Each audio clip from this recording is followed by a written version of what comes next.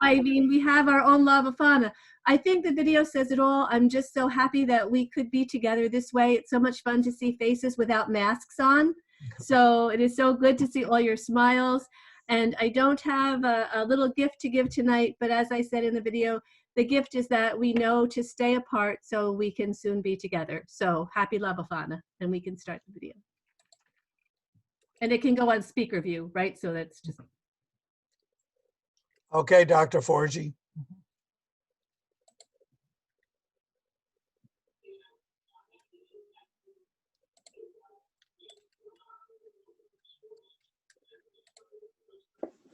Hi, everybody. It's Karen, and I'm here to tell you a story. And you know what story it is because we share it every year for La Befana. Usually, I tell a second story. We're all gathered together, and after that story, there's a little gift, a little memento, like the ancestor basket from last year or the silver pine cones.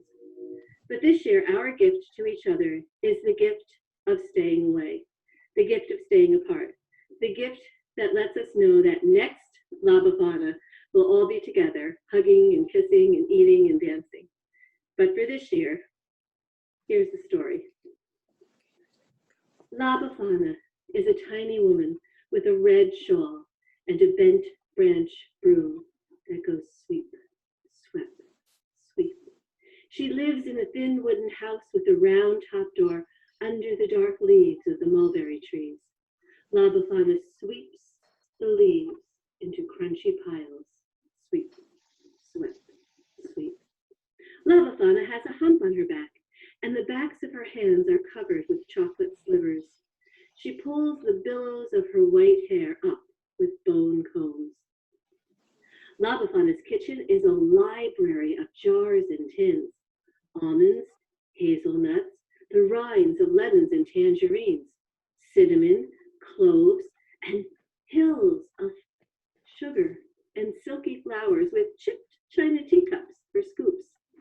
Up until the winter of our story, La Befana had baked and swept for no one but herself. Sweep, swept, sweep went her broom, year after day, day after year. Smoky, doughy smells wafted out of her windows. People heard the sounds. They heard the clack, crack, clackle of the sticks as she got them ready for her stove. But no one ever heard Befana talk. At least, no one could remember the last time they did. But that all changed one day in winter. La Befana had a conversation. Everyone heard her, and then La Befana's story changed forever. One fine winter day, a strange parade went down the mulberry street. Everybody ran to the sides of the road to watch it, but La Befana stayed inside. She opened her curtains just a bit so she could peek. And what she saw? Jewel-colored flags, enormous clumping brown beasts with humps on their backs, and not beans. On their sides were carved wooden boxes. They were carved with crescents and stars, and they flopped along the sides of their bodies with each mincing step they took. Old man at the front in a red turban, another younger in the middle, his head in a billow of purple, and a third at the rear, his robes the color of orange tree leaves. A young boy danced to the strings of a stick box, and another, he waved a stick with a bell and a red ribbon. La Befana wiped away the frost from her breath on the window, and as she peeked out, everybody saw it. A boy sprinted from the side of the crowd up on the steps and started knocking on Befana's door. The door opened, at first just a peek, but then La Befana opened the door wide enough to be seen. She was clutching that bent branch broom. The parade paused. The music stopped. It was as if even the strangers knew that Befana needed silence to try out her words. They watched as the little boy reached up to touch La Befana's hand that clutched the broom, but La Befana pulled the broom back, but gave him her other hand and held his little one in hers. The boy spoke first. "We're going to find a royal child of light, Nona. We're going to find the child who will light up the world. People's breath went in and out. Eh? Said Befana. We're going to bring the royal child our gifts, Nona. Come with us. I have my sweeping boy. I cannot come. Come, Nona, pleaded the boy. I have my baking. Who will gather the sticks for the fire? And then little boy reached up and put his arms around the billows of Befana's gray skirts. Everyone watched as Befana set aside her broom and reached down with both of her old hands and placed them on the little boy's back. But then, somewhere in the clear air, the music started again, and the animals and the people of Bray pivoted like dancers. They jostled, they called to one another, and the little boy let go of La Befana's skirts and went running back into the crowd. La Befana stood for a moment before gathering up her broom and closing her door. If you had been listening outside her door, you would have heard that broom, only it sounded different. Swept, swept, swept, as if Befana were leaning and thinking. If you could have peeked in her window, you would have seen La Befana standing there, and her face mirrored in all of the jars around the kitchen. At first, all was very still. And then all of a sudden, La Befana and all the mirrored La Befanas began moving all over the kitchen. And then the kitchen came to life. The rolling pin was dancing. Eggs were breaking into red and green bowls. Beat, bet, beat, knead, nod, knead. Vanilla beans cavorting in honey. Almonds and hazelnuts rolling out onto the rolled out dough. And then the hot oven mouth closing on them all. And then, are you watching? La Befana is tightening her shawl. She's tightening the combs in her hair. She's filling her basket. She opens her door. She is ready, for now she has her gifts for the royal child. But it is twilight, and all that is left of the parade is a red ribbon on the ground. Can La Befana catch up? A leaf lands at her feet like a crown. La Befana goes back inside and she gets her broom. She starts running. She runs, she wheezes, and then a gust of wind comes and carries La Befana up into the stars. La Befana is a tiny woman with a bent branch broom that goes sweep, sweep, sweep. She sweeps and bakes and talks not much at all. But ever since that winter, La Befana packs a basket, cookies, cakes, and candies for the royal child. She flies through the night sky, stopping at each and every house, for La Befana never knows if the boy or girl within is the royal child of light. Very. So that's that.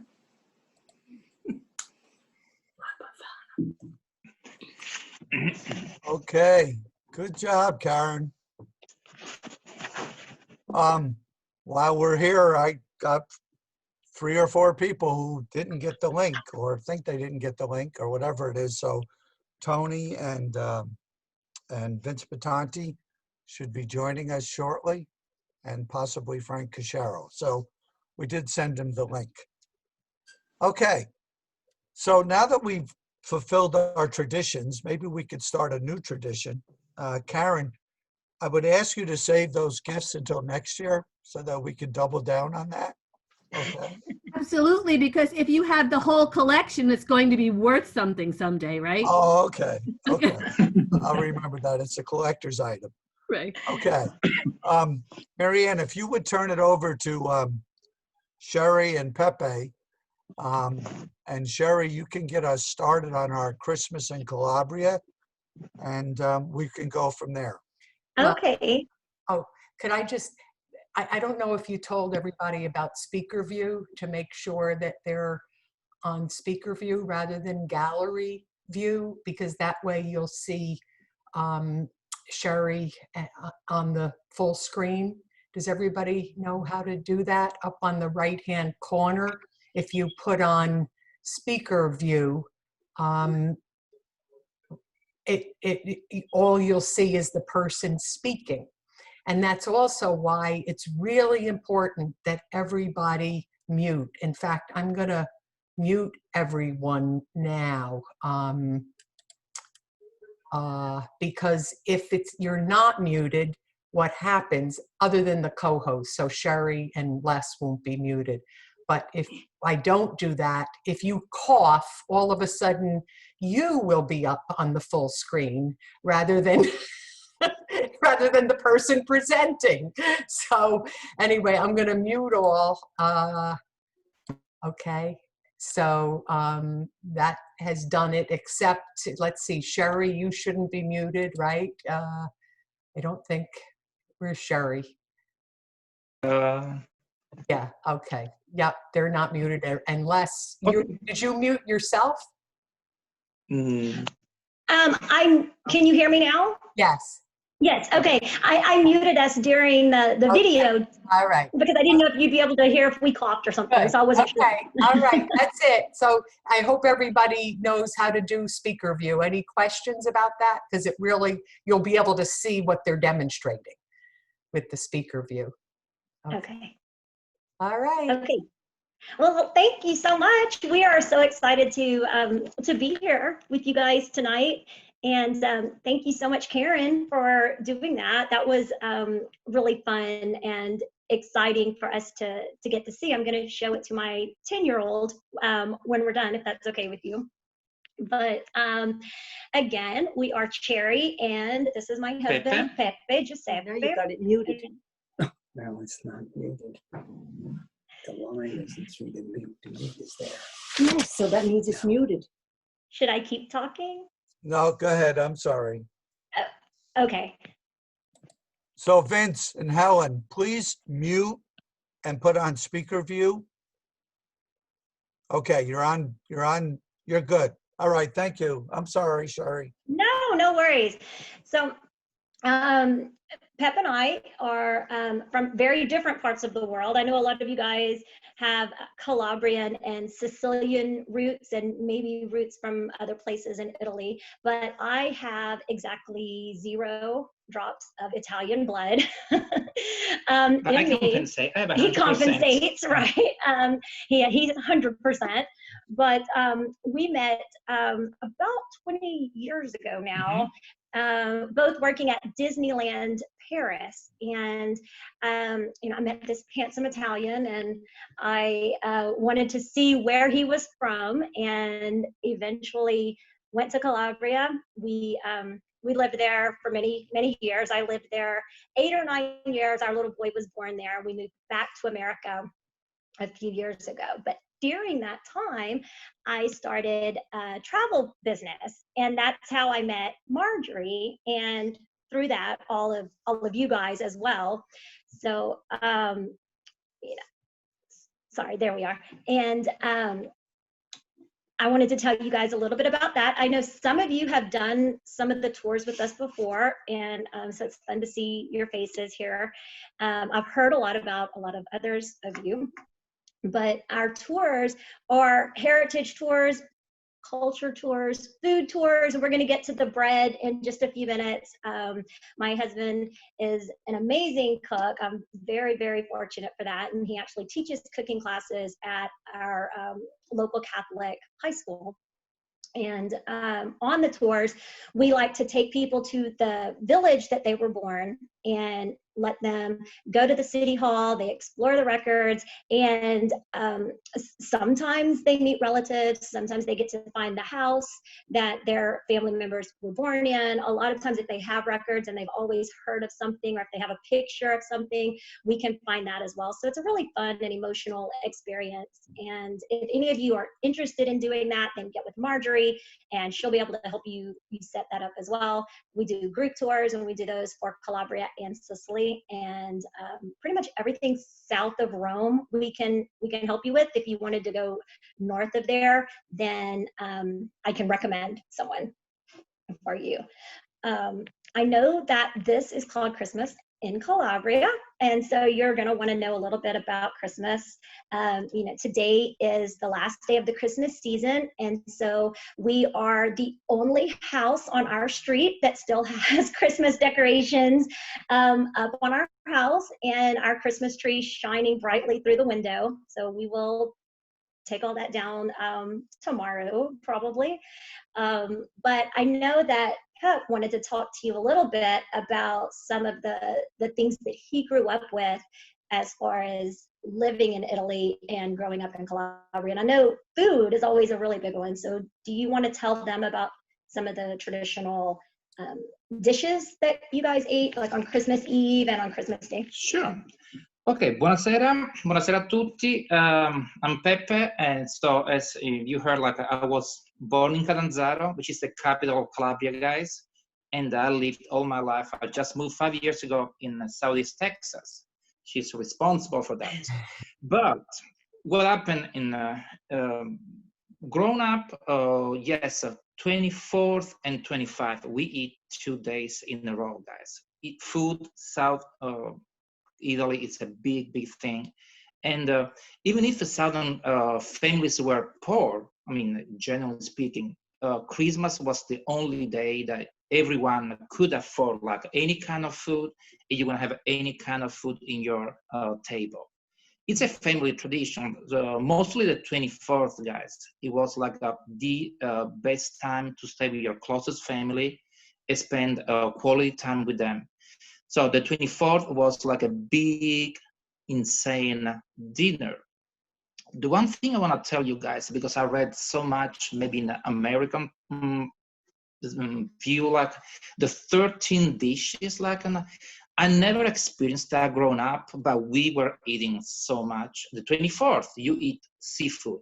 Seafood is a big thing. It's a big tradition. We are surrounded by the sea, so that's for us is the main kind of food that you could have at the time. And so you have so many things. You start with an antipasto, which is an entree. Basically, it's like a mix, like a seafood like salad. And you keep going with the primo. I remember my dad used to love pasta and clams. It's very Neapolitan, but we are so close to Naples, so we have like a big influence. It's a cultural stuff, Naples cuisine and culture. But also, I personally like the pasta di spaghetti on fettuccine with mussels, guys. I don't know if your experience is really good. Or if you're a risotto fan, you can have like a risotto with, we say, frutti di mare, which is like a variety of seafood. And very rich with a lot of butter. It's very creamy. And then you go, it's not over. This is just the beginning, guys. Then you keep going and you go like we call a frittura mista. Frittura mista is a mix like a frying seafood. And my dad used to like, I remember, a big shrimp. It was his favorite, like a frying stuff. And he was an excellent cook. And guys, I don't know if you heard about the baccalà. I don't know if you can pick my pronunciation. Baccalà is, can you say in English? It's cod, right? Yeah, And it's the salted one that you can either fry, guys, or you can eat with potatoes or black olives from Calabria. And it is the must seafood that you can have the 24th. You must have. So any family, you can vary the rest, okay? You can change the first dish, you can change the antipasto. But baccalà for a Calabrese, guys, it's a must you have to have in your table. So I grew up with the baccalà. And in the last 2 years, I believe, I tried to, He's rocking it. to introduce to Cherry and Max, because I don't want Max and Cherry to lose this tradition. And I think the last time I did a pretty good job. Yeah, that was good. It's kind of a little different compared to our baccalà, but we made a decent. Oh no, we have to cook baccalà now, please. Me too. Yes. She's getting hungry.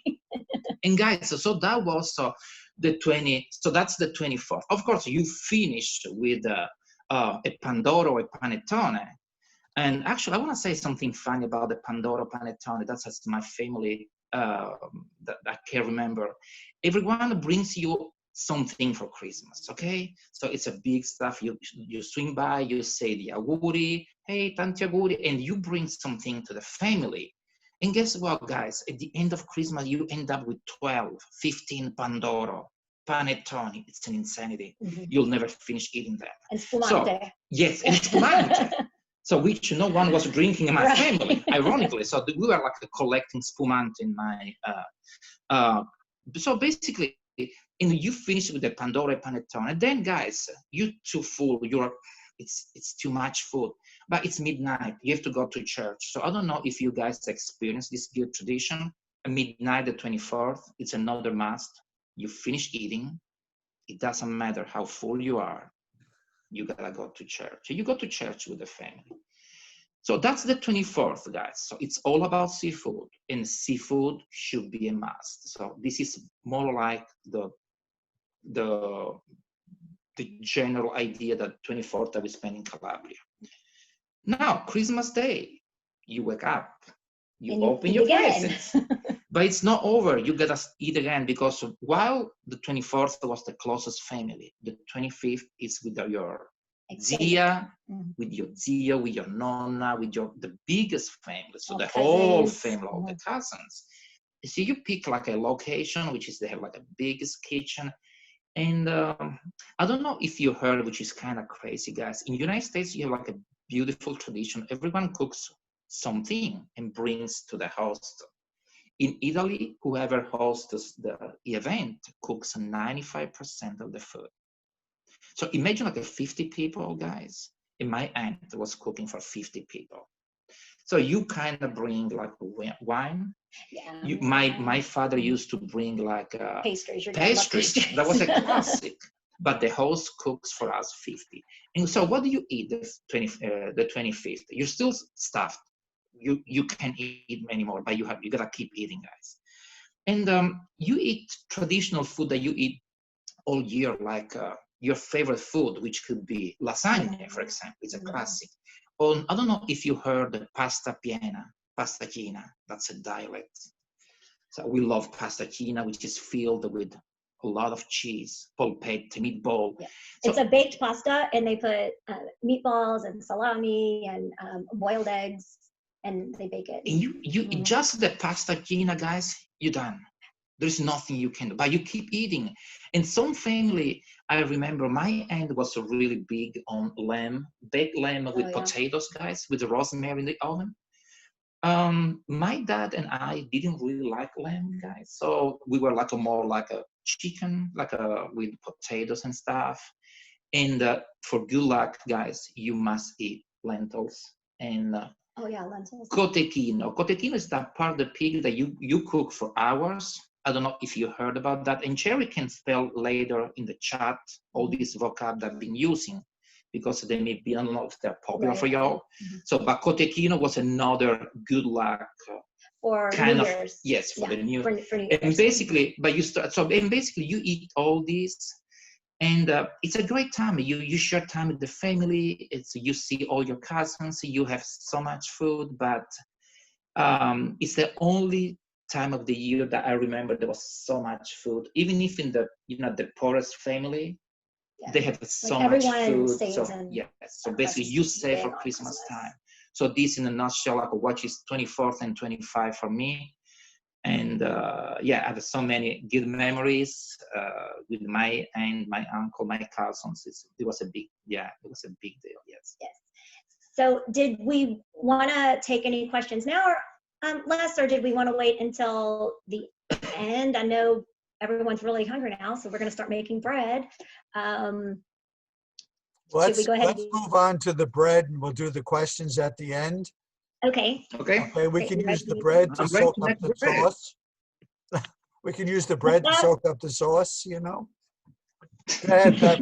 Oh, like at the end of, like you use the bread to insoppare. Oh, yeah, absolutely, yes. The scarpetta, yes. You want to do that, get like a homemade bread. It's called the scarpetta, when you use your homemade bread to like.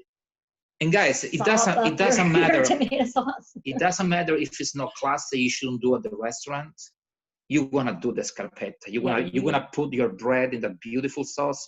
You're right. Yeah. You can miss that. It's a cultural stuff. Yes. Okay. So we are going to show you how to make bread, and he's going to do the first few steps tonight, and then we're going to show video. So just bear with me 1 second while I move this and switch my camera view. I haven't done that. Okay. There we go. Okay. Guys, let's go and make bread. But before making bread, I gotta say something to y'all. I mean, I heard from Cherry that most of y'all are from the province of Cosenza, right? If this is a big yes, you have to be proud of the province where you're from, because the province of Cosenza is well known to have one of the best homemade bread in Italy. It's a big culture. They have a little village like Mangone, like Rogliano near Cosenza, the big city. They have the best home bread in Calabria. I remember that Teresinella was an old lady. She was making the best bread from the whole region. So guys, you should be proud. This is one of the best. A few months ago, I was missing the Calabrese bread, okay? So I told Cherry, I want to make the pane di casa, but I couldn't find the recipe online. Guys, they don't ship. So I had to improvise, you know. And you Calabrese, you know what we are? We are stubborn, we are testa dura. So I insist. So I said, I gotta make my own bread. And I came up with this recipe that mix was online and mix I create. So in Calabria, we use 50% of all flour, guys, and 50% of semolina. But we didn't like with Cherry. The semolina is made in a different way. It's a ground stone in Italy. It's a different process of making. So I finally went through a website and I found this white whole wheat flour, which is a stone ground. And this is the key of making the closest in United States home bread from Calabria. And I stole the recipe from the Panificio Cuti. It's a bakery from Professor Cosenza. So what I'm gonna do today, I'm gonna weight the flour. So someone asked me about the ingredients and how to.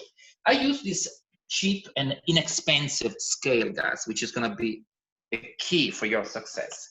And I'm gonna mix the two flours. So basically, you have the proportion, and I can give you like also in American scoops and that. So I have to go with 640 grams of regular flour. So I mix the two flour and then I wanna sift the two flours. When I'm doing that, guys, I do that because we want to incorporate more air, like when you make the homemade pizza, and it gets like a softer and great bread. So let me go to 640, and then I'm gonna go to the combine with the other flour. So we mix the two flour.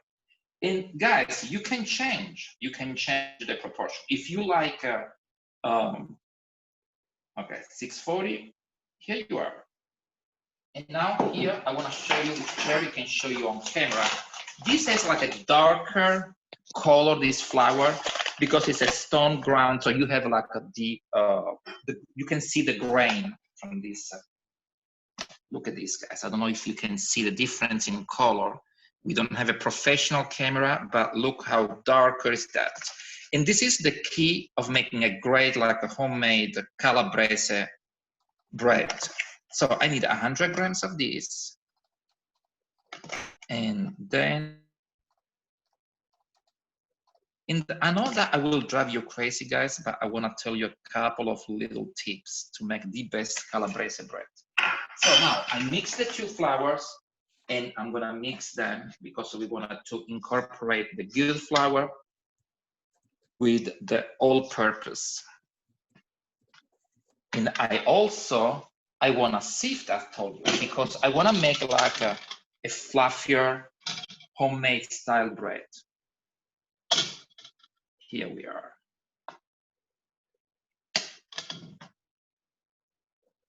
And I'm gonna show you one thing, if you can see on camera. Not yet.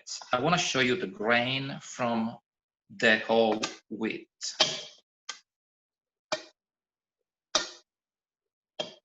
I must confess, one time I made the same recipe for pizza we didn't love that much, right? No. So, but it's delicious for bread, guys. And look, I'm gonna finish my process. I'm gonna save them. Here you are.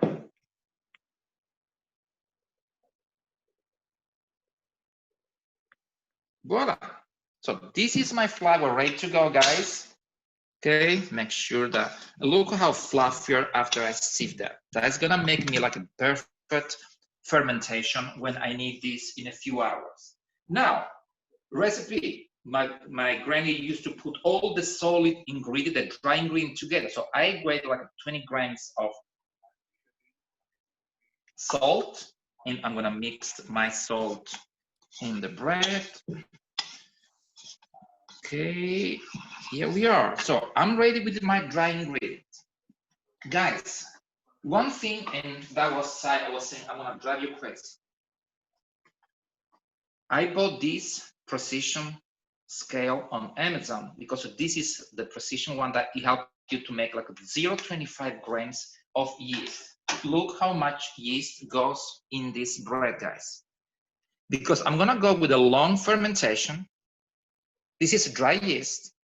So if we go for a long fermentation like a pizza, it's gonna be lighter, it's gonna be better, and there is no precision in this bread. So that's gonna be a very homemade.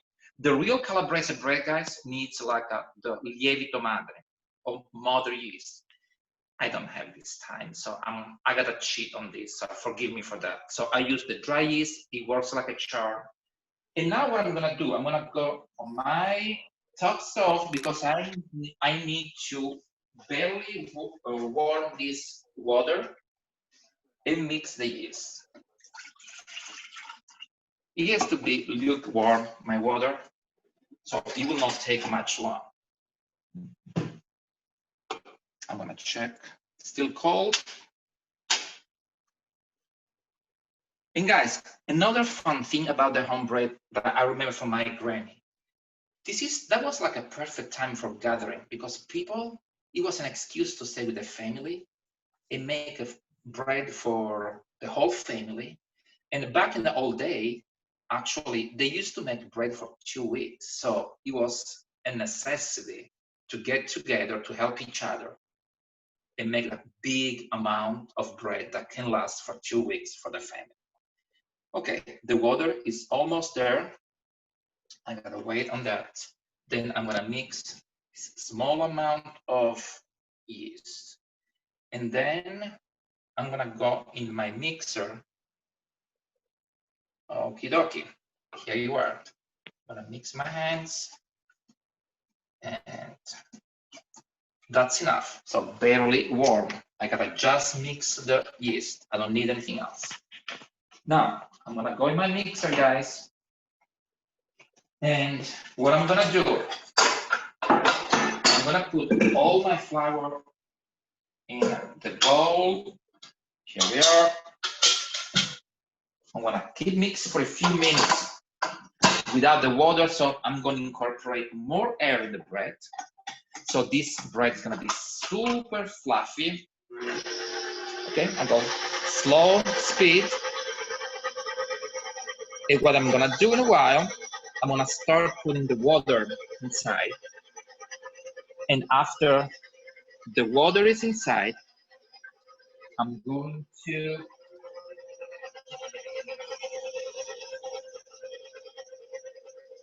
set an alarm at 10 minutes because this is the maximum and the average time that you wanna knead this bread. Okay, so this is done. Let me get a spatula to help the mixer to get the whole flour without chopping my hands. I'll hope I will not do live. Look, let me see if I can do this.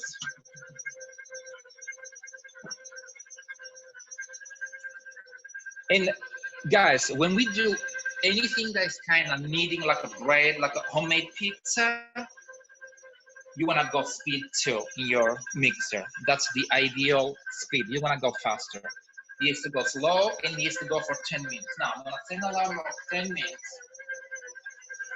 When the alarm was off, my bread is ready I'm gonna fold my kitchen and ready to put overnight in a bowl. So, Cherry, if you want, we can move now in, because we don't need to edit it. Okay. So during this time that the bread is mixing, we can answer any questions that anyone has about Calabria, about South Italy, about the bread.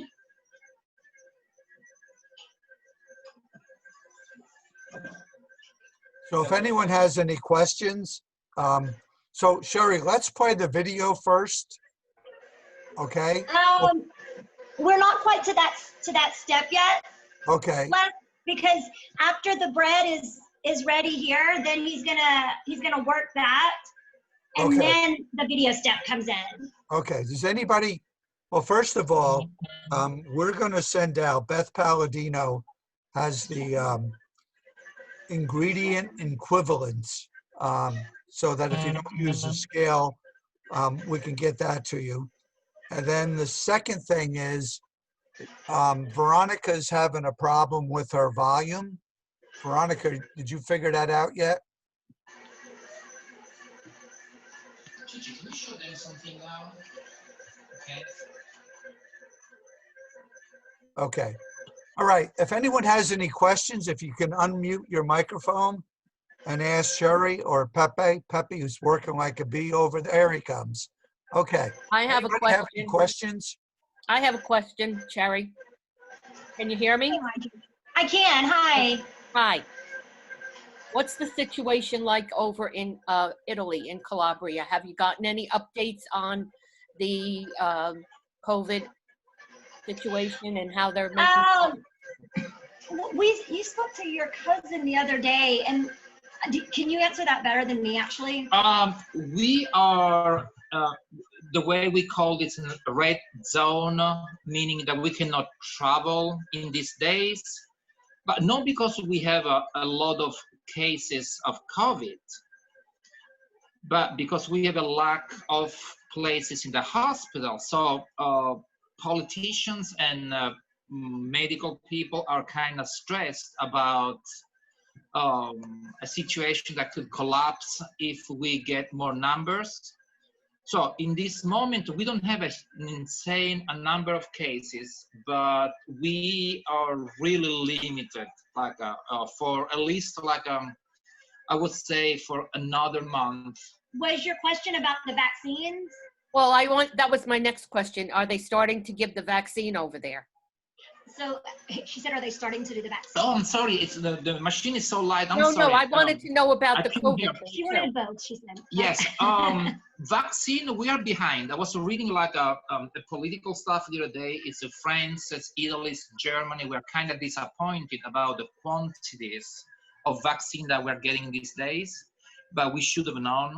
I mean, I'm a realistic person, so we're trying to vaccinate people. We're doing like we have like I think 20,000 in Italy these days. But guys, these are numbers that I cannot confirm because I saw a video the other day, and they were vaccinating like the hospital workers and things over there, like we're doing here. But I didn't hear anything after that about when like the general population was going to be. We'll be paying close attention to that because his dad will be able to be vaccinated, hopefully during the first round when they start allowing the general people to be able to get the vaccine. We want to get back over there. Yeah. This year. So, okay. Thanks for answering Thank my you. question. Yes, thanks. Anyone else have a question? Unmute and ask. Hi, I'll ask two questions. Hi. Hi, It's Joe. Hi, ciao. Actually, I could tell you we had our cousins from Salerno on the phone for Christmas Day, and they're also the same. They're in a lockdown, and the only thing they can go out for is grocery shopping, pharmacy, and to walk the dog. That's it. No traveling. They have to stay in their apartment.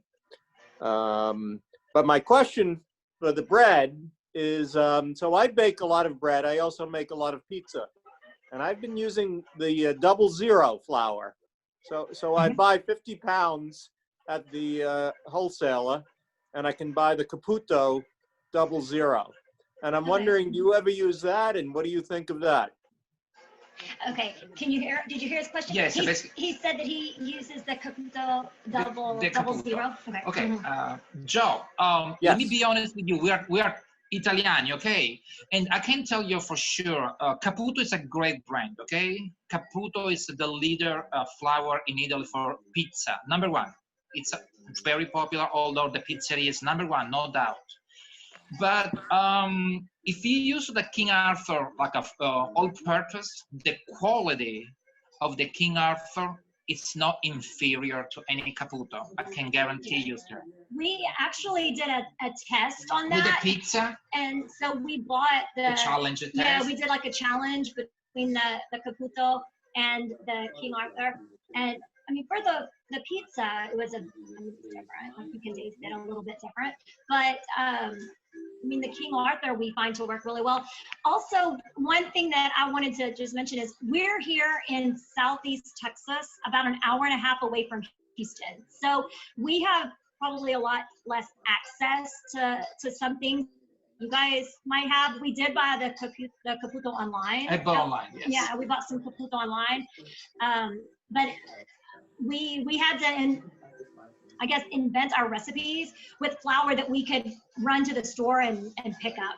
And so we tested a lot of them, and we found the King Arthur to be pretty good, especially this combination of it that he does. Yes, but to answer your question, I mean, Caputo is the number one, so I have no doubt. Caputo is the leader in flour in Italy. And right. It's what a lot of the pizzerias there, like in Calabria, use the Caputo. Yeah. It's from Naples, but it's a great flour. So yes, but again, King Arthur, he's having a variety and quality. In my opinion, it's absolutely worth your money if you want to try. So, but okay, it's equal. Yes, sir. I'll try it. I mean, we have access. Yes. We have access to the Caputo. And the 00, Joe, the 00, from my experience, I was researching really so much. It's absolutely the whole purpose. It's very close to 00. Okay, so the 00 in Italy equal all purposes. Yes, for general purpose like a pizza, pasta. Also for the pasta, I use the 00, and it works like a charm. When you sorry. When you make the pasta, do you use semolina for pasta or the same mixture? In Italy, we use, I used to, yes, in South Italy, we use the semolina. Absolutely agree with you. But in North Italy, like in Bologna, we use all-purpose with the eggs, like the lasagne, le tagliatelle. And so generally speaking, I make a pasta with eggs.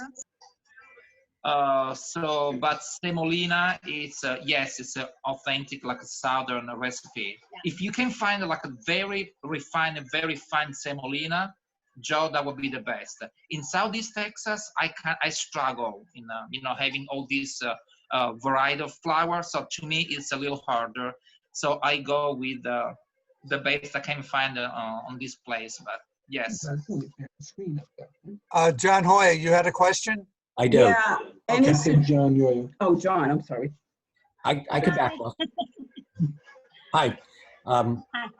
Pepe. Yes, sir. First of all, thank you so much. I truly enjoyed your discussion of Christmas Eve. It reminded me of being a child, even your discussion of the tzitzil and stuff, words I hadn't heard in a long time. Okay, so the next, very well. This is going to sound strange to you, but your water source for doing bread in Texas, groundwater, surface water, bottled water, there's a problem in the Hudson Valley.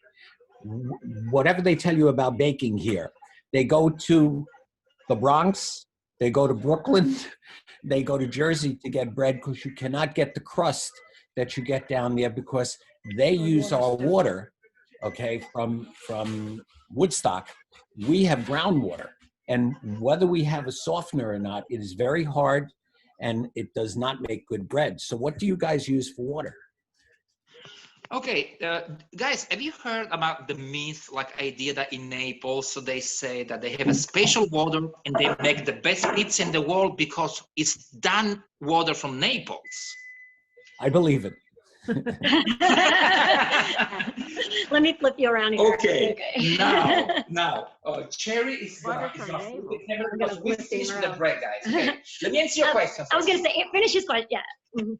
I use bottled water, so I use drinking water because I think that quality matters if you do bread, if you do pizza, if you do pasta. Also, guys, when I boil my pasta, to cook the pasta, I asked my my guy to put me like a filter underneath, just connect to my pot filler, because the quality of the water does matter. So I use bottled drinking water and filtered or filtered water, and it works like a charm. I mean, it's a great quality. I mean, you can tell the difference compared to tap water. So that makes a difference. I agree with that. So it's unfortunate, but it's also when you simply boil the pasta, guys, try make like it makes a big difference. You have that aftertaste in your pasta if you use like a tap water, at least here in Texas. I don't know if you guys have a better water. Guys. Deb, did you have a question? Yeah, I wanted to know if he has any suggestions for gluten-free. Okay. You can say no. I know. King Arthur has like a good, like gluten-free, like flour. So we haven't tried it, have you? But I haven't tried, guys, because in our family, I'm gonna tell you, the day that I have a trouble with gluten is gonna be very sad. It's gonna be this. I'm Italian. I can imagine. So King Arthur has a great variety. So I think that I never tried, guys. I tried maybe one time for pizza, I believe. It's not the same, guys, because the fermentation, the consistency of the dough, you can tell it's different. But yes, King Arthur has definitely the right flour for the, but I haven't tried, guys. I'm sorry for that. Grazie. Anyone else? So, Sherry, and listening to John Hoya, the way Pepe, you say baklava, and brings back so many memories. But what I wanted to say is, for those of you who don't realize that when you go into the fish store or the deli and there's that wooden crate and those whole fish, hard as a rock and salted, that's baklava.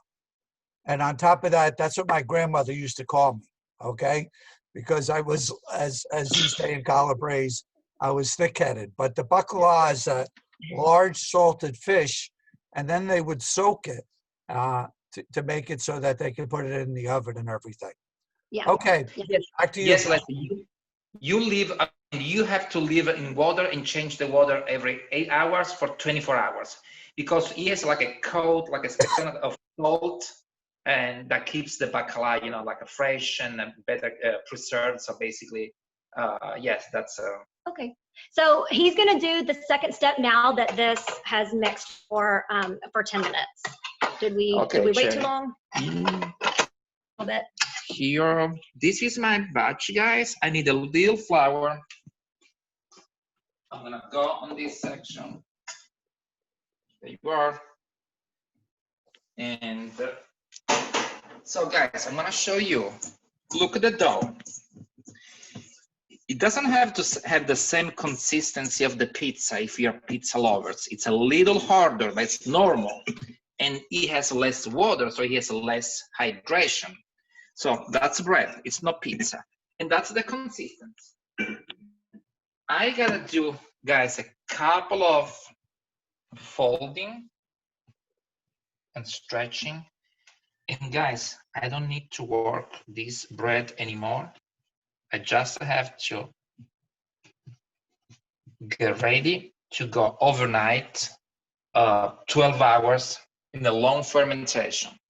Now, guys, my last goal is this bowl, a little olive oil at the bottom because I need this. I don't want it to stick and have a surprise tomorrow morning.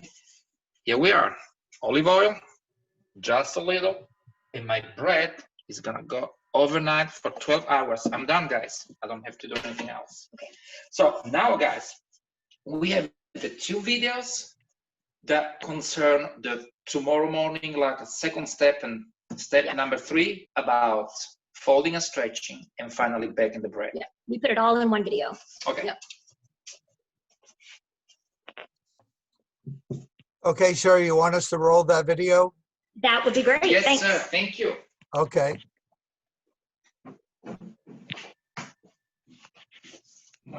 Okay.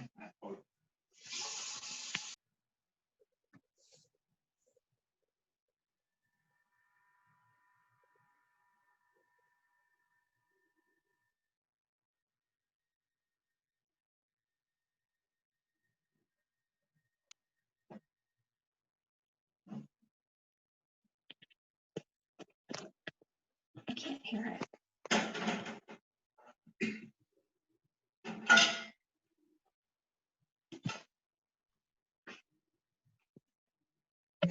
I can't, but maybe everyone else can. Yeah.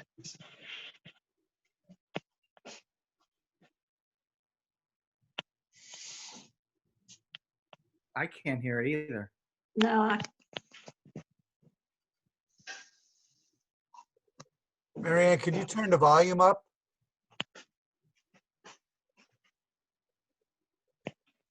Marianne? You unmute, Marianne. Marianne, you unmute. You have to unmute. There you go. Oh, okay. Sorry. I was muted. I didn't realize it. Yeah. Okay. I'm going to just share it again then. All right. We'll start from the beginning. Oops. I don't have it. Okay.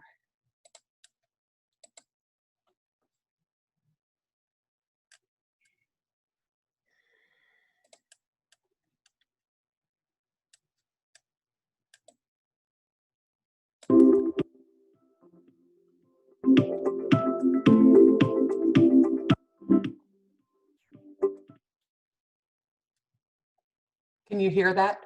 Yes. Can everybody see it? No. No? Okay. No.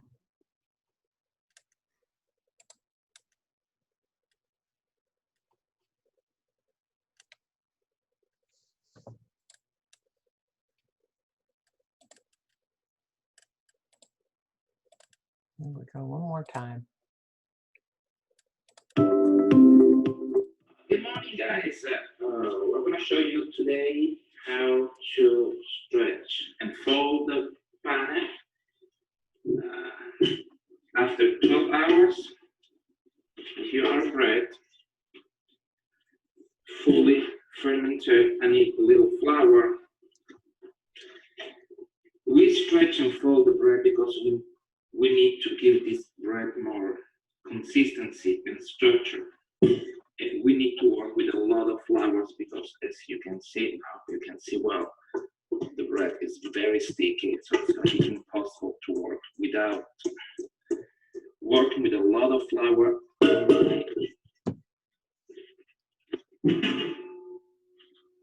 And I add extra flour. Now the stretching is this technique that basically I flatten the bread like this, because we want the bread to have a good structure before baking. And now I'm folding the bread. It doesn't require great technique, just a little patience, a little flour here, guys. And that's the folding. Here you are. Now, with this folding and stretching, I have to go for 5 hours fermentation on this pizza peel where I'm gonna use before toasting the bread in the oven. And guys, I will see you later. Bye-bye. 5 hours later, we are gonna bake the bread now. Let me see what we did in the first place. I need flour, and I need this wooden pizza peel to flip my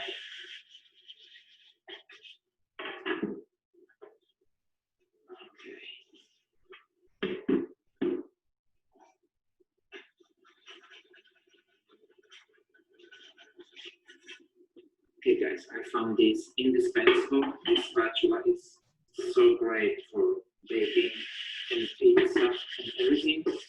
And now I'm gonna go back to the pizza peel, make 3 marks, making sure that my bread is gonna slide in the oven.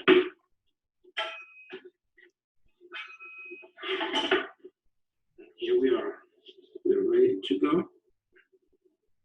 I use like an old-fashioned blade that we use in Italy. And now I'm ready to go in the oven for 40 minutes, 409 and for 10, and then keep going for 400 degrees. Here we are. Okay guys, 40 minutes. I'll see you later for my final bread.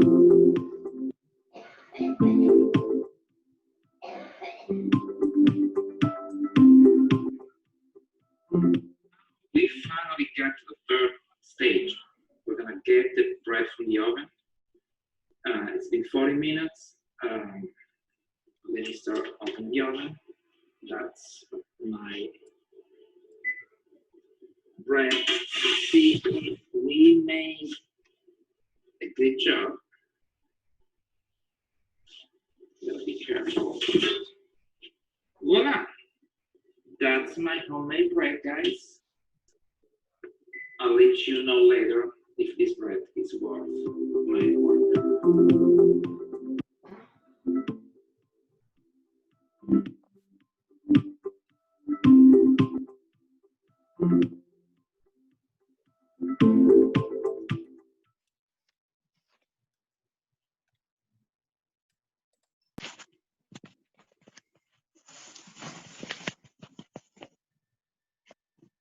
So Pepe, can you cut that into 32 slices and ship that out to us immediately? Then love the fauna tonight to pick it up for you guys. Oh, thank you. That was my bread in the basket. Put my bread. I'm sorry. Oh, that was fabulous. Anybody have any last minute questions? Turn it off. Okay, so yes, the baking time, it's you go 490 for 10 minutes, and then while the bread's still in there, you just turn the oven down to 400 and you go an additional 30 minutes. Yeah. Okay. I do have one question, if I may. Buonasera. Buonasera. Ciao. Buonanno. Here we are. If I'm going to go back, you were comparing the semolina to the whole white wheat that you found, the King Arthur brand, which I happened to see in Hannaford for those who live in Ulster County. Did you decide that you preferred the whole white wheat as opposed to the semolina, or was it a purchasing thing? I prefer the white whole flour because it was closer to my original Calabrese, taste. The way we make semolina in the United States is a different, guys. It's a how can I say in English? It's finer in Italy. Okay, they make the semolina finer. So when you mix the semolina, he gets like another kind of bread. So basically, I didn't like the way he came out. So, and I was mixing 50 and 50, so which is the original recipe. But the final product of my bread was Yes. So appealing. the semolina that we found here was it was a coarser grind than the semolina that we have in Italy. In Italy.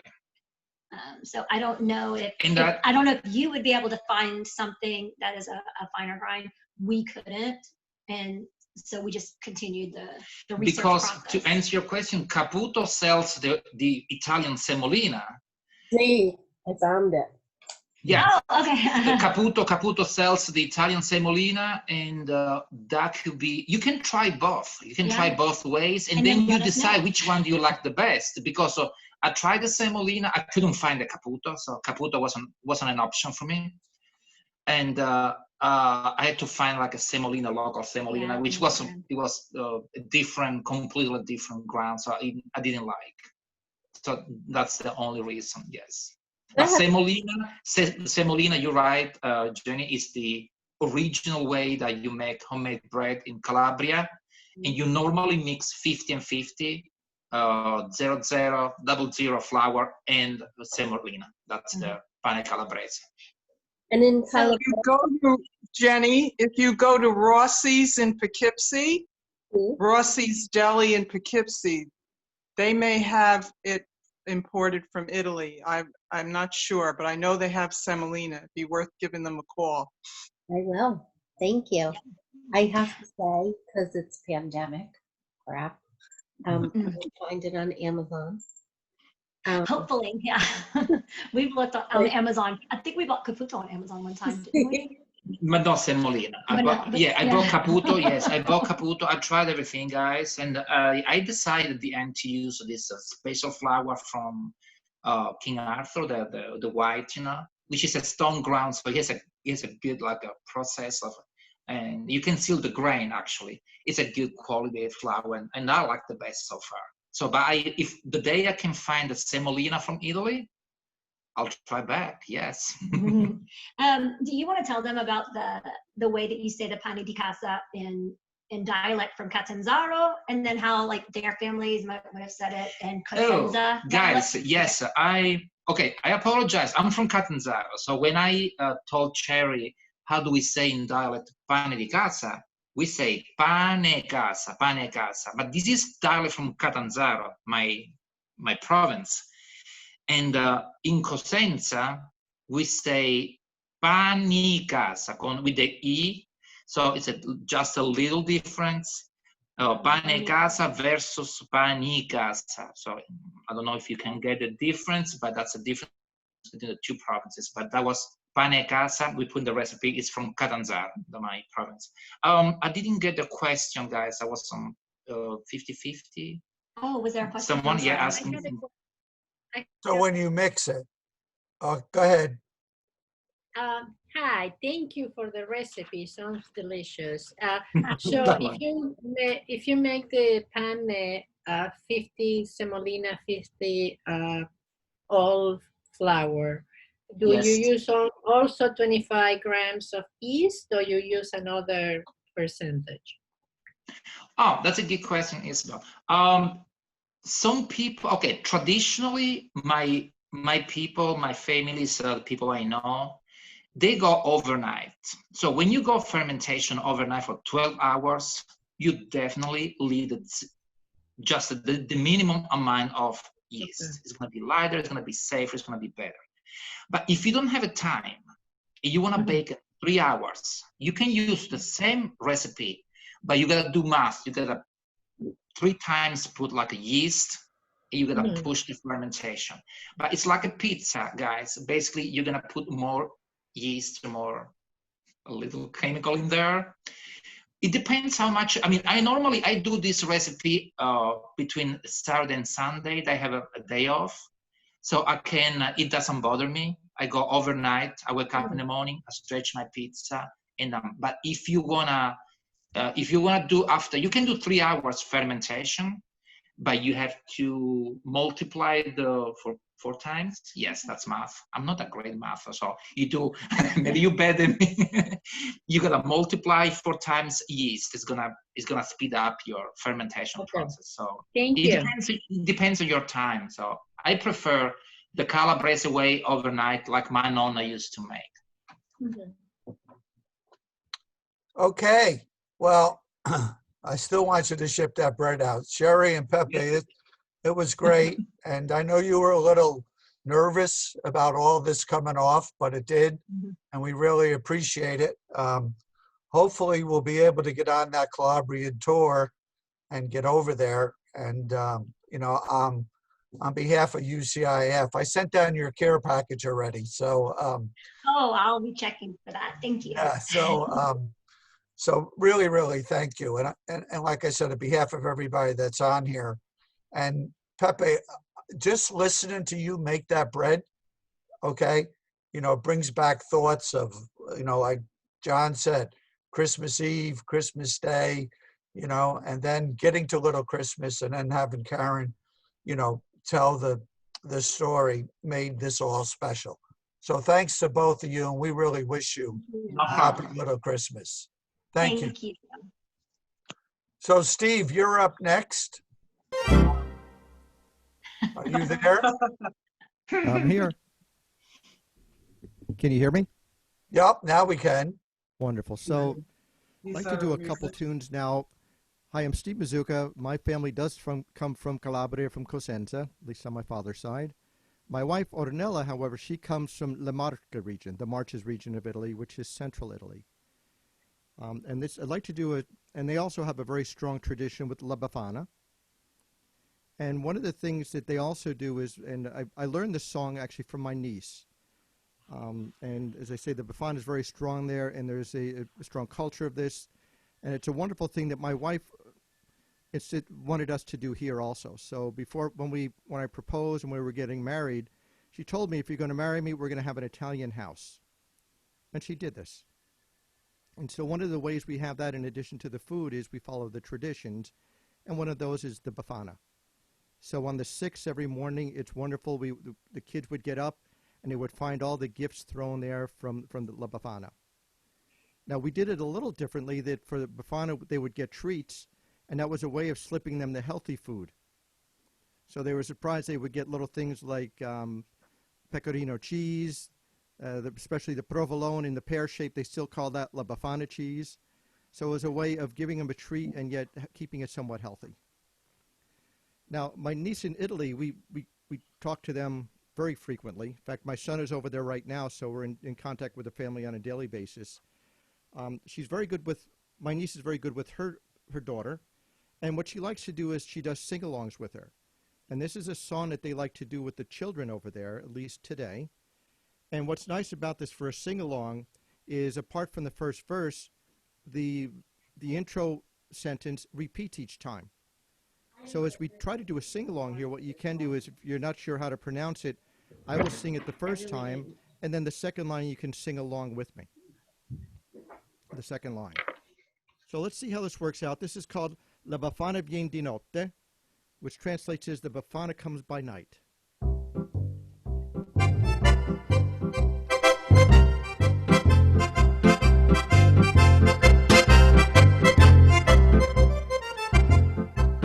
La Befana vien di notte con le scarpe tutte rotte, con vestito alla romana, viva viva la Befana. La Befana vien di notte con le scarpe tutte rotte, vestita alla romana, viva viva la Befana. So that talks about how the Befana comes by night, with her shoes all ruined. And she's dressed like a Roman. Viva viva la Befana, hooray for the Befana. Now the second verse. Tutte notte sola sola sulla scopa vola vola, together. Tutte notte sola sola sulla scopa vola vola, la Befana vien di notte con le scarpe tutte rotte, vestita alla romana, viva viva la Befana. Says every night, alone on her broom she flies. Telling me to sing. Third verse. Quando dormerai nel letto lei ti vuol al suddetto, quando dormerai nel letto lei alla solito. Un besito alla romana, viva la Befana. Which says, when you're sleeping in your bed, the Befana comes around on your roof. Again, when you're sleeping on your bed, the Befana comes around. Fourth verse. Sei tu appendi il tuo calzino, lei ti metti un regalino. Sei tu appendi il tuo calzino, lei ti metti il regalino. La Befana viene di notte con le scarpe tutte notte. Una vestita alla romana, viva viva la Befana. And which this one says, if you put up your stockings at night, she's going to fill them up with the little goodies. Fifth verse. Ai bambini molto buoni porterà dolcetti buoni. Ai bambini molto buoni porterà dolcetti buoni. La Befana viene di notte con le scarpe tutte rotte, vestito alla romana, viva viva la Befana. So for the little children that are very good, she's going to bring them the little sweet treats. Sixth verse. Se non ti comporti molto bene, lei ti porterà carbone. Se non ti comporti bene, lei ti porterà carbone. La Befana viene di notte con le scarpe tutte rotte, vestito alla romana, viva viva la Befana. Since that if you're not a very good child this year, she's going to bring you coal. Coal, Madonna, I go with that. Carbone.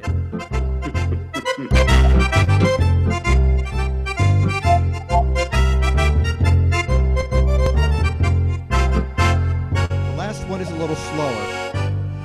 Che magnifica magia, la notte dell'Epifania. Che magnifica magia, la notte dell'Epifania. La Befana viene di notte con le scarpe tutte rotte, vestita alla romana, viva viva la Befana. It's what a wonderful magic is. Bravo. Bravissimo.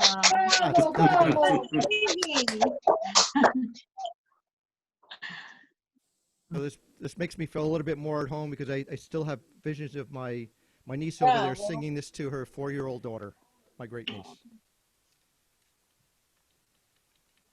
So I was also requested to do one more tune. This one I'm going to ask for some help on singing. Yeah, we could try unmuting if we want to sing. We're not so sure what's going to happen feedback-wise. I'm not so sure how many opera singers we have here. It might be surprised. I know Marianne moves away from me when I try to sing at church, but let's try that. And if we get too much feedback, then we'll just mute. But okay. Steve, that was special. I think that's the first time a lot of us have heard the actual song, and it adds meaning. And I think we're going to wrap it up tonight with the traditional one. So Steve, I'll turn it back to you for Silent Night.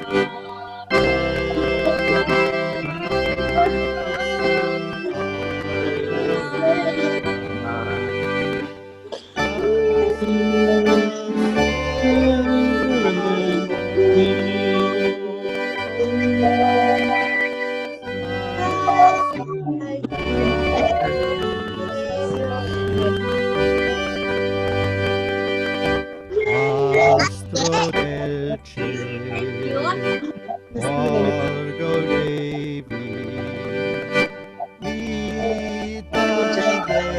Vitangelo Redentor,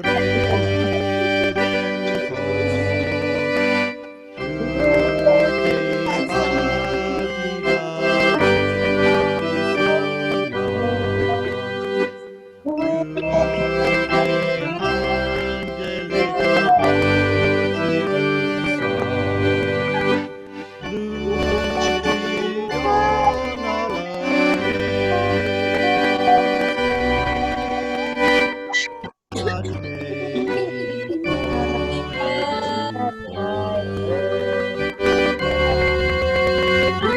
Astro del cielo, Orgo Dei,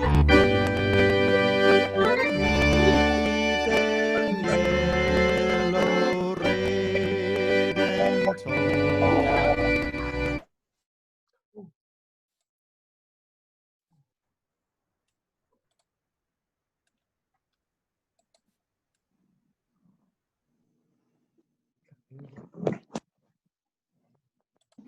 Marianne, you,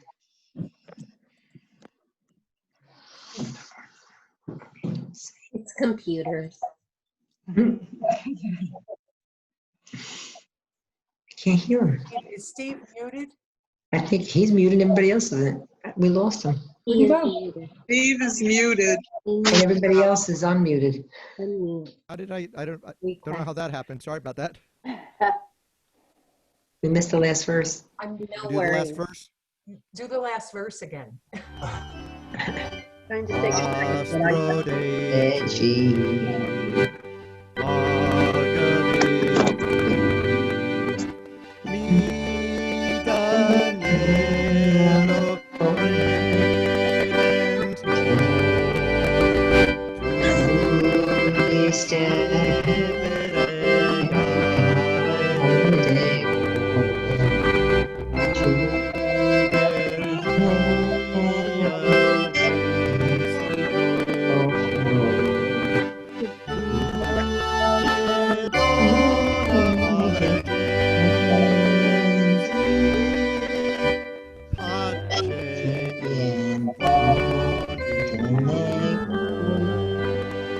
Very good.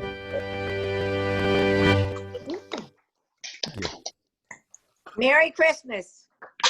Merry Christmas, Buon Natale, Buon Anno. thank you, everyone. Thanks to Marianne, thanks to Sherry and Pepe, thanks Karen, thanks Steve, thanks Linda, thanks Marjorie, just about everybody on this screen. In closing, I want to say the reason this was special is because all of you joining us, and I really think this will be one of a kind, and it will be part of our memory. I hope so. Yeah. We are one of a kind. Do this again. When we think a little Christmas. Good night, everybody, and Bye.